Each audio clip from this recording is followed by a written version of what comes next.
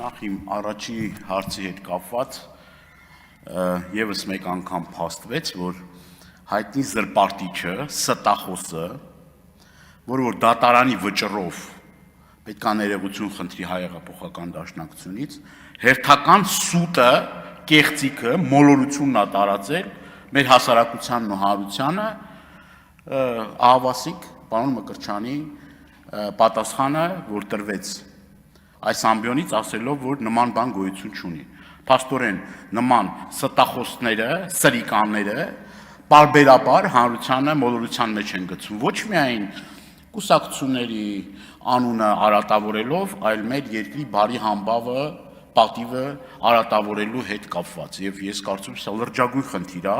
եւ կարծում եմ, որ քաղաքացիական պայմանագիր կուսակցության մեր գործընկերները, որոնք բավականին մտերմիկ հարաբերություններ ունեն սույն անձի հետ, պետք է համապատասխան հետևություններ անեն, կարգի հրավիրեն մի մարդու, որը Հայաստանի Հանրապետության հեղինակությանը մեծ հարված է հասցրել, ասելով, որ Հայաստանի Հանրապետության արտաքին հետախուզական ծառայությունը չեմ ուզում անունը գովազդեմ, բոլորին պարզ է։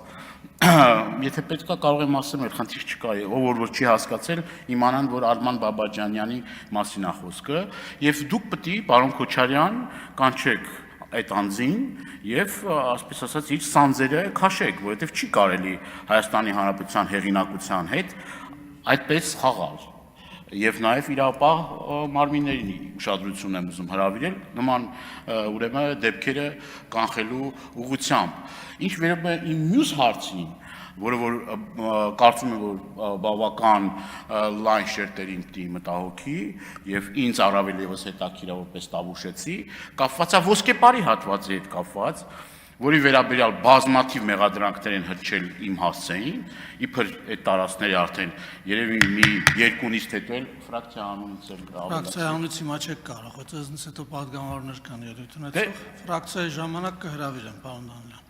Դե միշտ լինում է, որ լինում է, ոնց է։ Դե վերջում է լինում ելույթ, պարոն Դանիելյան, խնդրում եմ ավարտեք ելույթը։